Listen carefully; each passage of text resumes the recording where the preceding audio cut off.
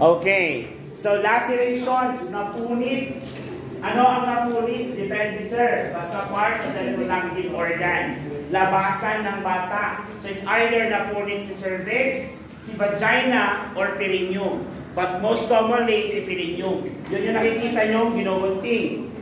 Pero pag hindi ginunting, napunit na lang, ang tawag doon, lacerations. Pero pag ginunting siya, ang tawag doon, episiotomy. Pag ni-repair natin yon, ang tawag doon, episiotomy. O, di ba? Bilis tapos na. Charis. Okay, lacerations. Small tears, okay lang naman. Pero ang concern natin are the large lacerations. Wherein large lacerations can cause complications such as with difficult or precipitate births in preemie gravitas, common pala siya, as complications, with the birth of a large infant, more than 9 pounds, and this is what we call your macrosomic child. O pag macrosomic ang bata, still we push for normal spontaneous delivery. Pag hindi kaya, may complication na, saka lang tayo mag-CCS. May wala tayo doon? Yes. Okay, and with the use of lithotomy position and instrumentation. So pag sinabi instrumentation, ano yung dalawa? Vacuum and forceps delivery.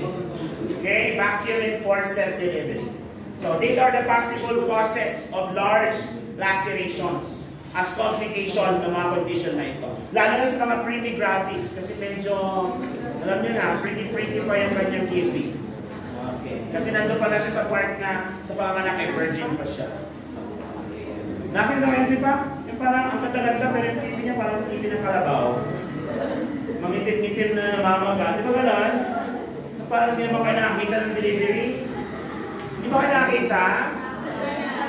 Wala pa kayong case? Wala pa, wala pa. Allah, grabe ka. Hindi ka mag-graduate. Present tayo. Kasi may mga hawakan ko sa dito, Northern Ticket. Parang may NBC ako. Hindi ko lang may NBC, no? Tuloy tayo dito. Types of laceration, cervical, vaginal, and perineal.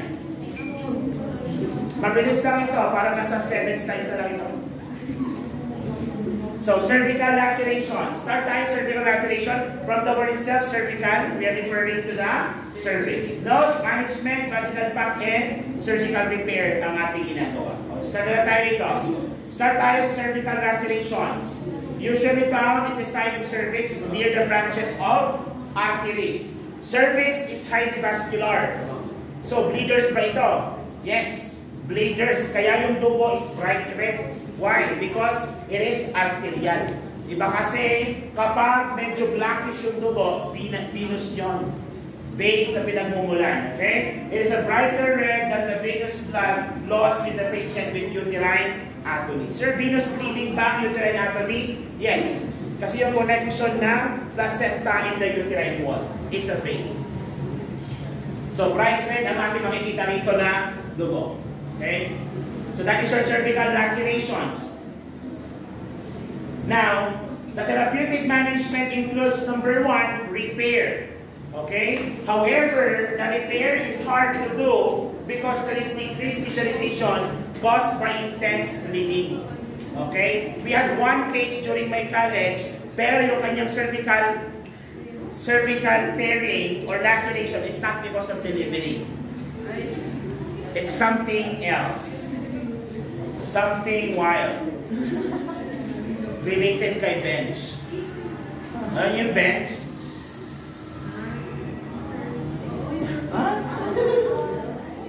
Medyo ginanon.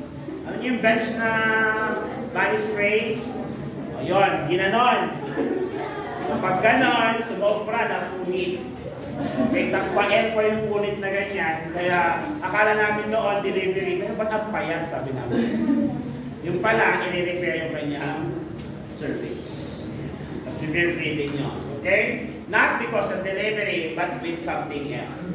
So ano yun? Cervical laceration related to trauma, secondary to intense sexual intercourse.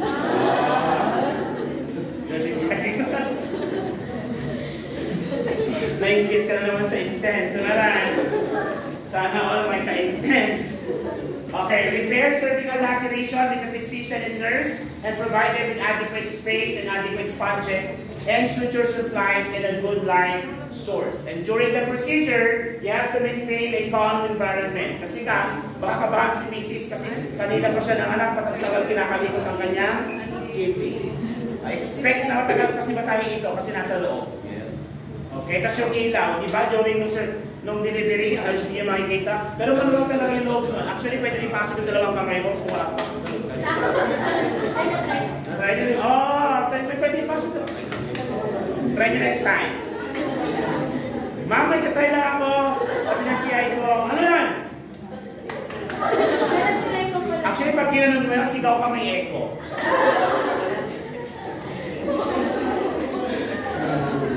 Anong ginawa mo sa pinawang kuweba, no? So that is the Philippine Pension. Basically, ang only management lang talaga natin is to repair the tear. Okay? Can I proceed? Okay. Next, vaginal laceration naman natin. Easier to assess than cervical laceration. Management naman natin. Take note lang na after ng repair, meron tayong oozing. So yung tear kasi dito, nasa vaginal wall. The good thing about vaginal wall, kahit mahirap siyang tahiin kasi nasa loob, but at least you can apply vaginal pack. When you say vaginal pack, it's just a group of gauze, just put it inside. Ang ginagawa sa area, yung napkin. Yung napkin, pinapasok, kaya dapat sterile yung ginawa natin. Kaya ka-RT-RT mo doon, emeray. Kasi kakat mo sa gitna, emeray. Tapos yun na rin ang pinagpapatry mong ganyan. So, ginawa nyo ba yun? Yung ganyan yun. So that is yun. Okay? So you're going to apply vaginal pack. Now, you also need to apply inbreeding catheter. Why? When you put vaginal pack, magde-distend. So pwedeng maipit yung ureter. Hindi makakaihi si mother. Pag hindi siya makaihi, makakaroon ng full bladder. Is that gonna be uncomfortable to the part of the mother? Yes. Kaya mas maganda kung i-empty natin ang bladder niya so that hindi siya magiging uncomfortable. So mas maganda kung siya ay naka-poly catheter. Okay? Documenting the procedure is very important, especially kung ilan ang nilagay mong pack. It happens to one of the case in the area wherein nakalimutan tanggalin hospital, nabisita namin sa community, medyo maamoy siya. Ang mabaho yung babae. Sabi ko, ma'am, nagpala mo ba kayo? Self-care na po ba kayo? Naligo? Oo po, nagtataka rin po ako bakit mabaho. Magpapacheck up po sana kami. Itanong ko siya, ma'am, okay lang po ba kung kami na ang tumingin? Para pag nakita natin na may problema, sa namin ito sa clinic. Sige po, pumayag naman siya. Ma'am, assist ko yung estudyante community yon. Assist ko yung estudyante ko ma'am, pinakayang namin, babae nag-assist. O, may tanggalin mo ating, kuha ka ng sterile gloves. After sterile gloves, pailaw mo na lang sa classmate mo. Then, ipasok mo yung kamay mo sa loob. Sulat.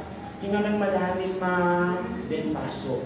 Pag ganun niya, sir, ba't parang may tela? May naiwan pala, sponge sa loob. Yun yung nangangamoy. So, ang problem doon is, possible siya magkaroon ng endometritis. So, what we advise is that, ma'am, punta ka ngayon ng hospital, balik ka. Document. Gagawa tayo ng referral, ma'am, punta ka. Kasi kailangan tanggalin niya at kailangan ka mag-antibiotic. Kasi yun, may nakalimutan ka. So, sinamahan ko lang namin sa hospital. Muli na lang, nabisita namin. Okay. Minsan, pinapagawa yun sa mga estudyante, kasi baka nakalimutan. Muli na lang, hindi ko lang tinanong kung sinong Judy that time. Right? Yung tinanong ang hospital para wala na problema. Okay? So, document. Kasi nga, you have to remove that 24 to 48 hours because you expect that the bleeding already stops within that period. Or at least before mag-discharge si mother. Ulit tayo? Yes. Possible complication, pwede siya magkaroon ng toxic shock syndrome. Dahil saan? Infection. So this is actually your septic shock. Infection of the blood due to septicemia getting into septic shock. We'll discuss more about your septic shock pag nasa third year kayo. That is a different type of shock kasi. Okay? So that is your vaginal laceration. Let's go to the last one. Perineal laceration. Common to patient in lithotomy position during birth due to increased tension in the perineum. So the management for this condition is episodopy. Diet should be high in fluid and stool softener. Question, why? Why do we need to increase fluid and give stool softener to this patient? What do you think? Imagine nyo din sarili nyo, nasa CR ka, kumatay. Ano pakiramdam? You're going to what? Intensify the pressure doon sa baba. And when you intensify that, the pressure in your perineal area will also increase. Pwede ba mapatid? Yes. Leading to more bleeding conditions. Kaya, bawal po yan. And also, avoid enema. You're done with your maternal skills? Yes. You're done with your maternal skills, right? Though hindi na kayo nag-actual ng enema, but you have an idea what is enema. So enema is something that was put intra-inal. Am I right? Yes, okay. Suppository, it's either intravaginal or intrarectal. So bawal po yan. Avoid enema, suppository, and avoid also taking temperature in the anus. Malamang, may sugat pa yan. Maawa ka naman. Okay?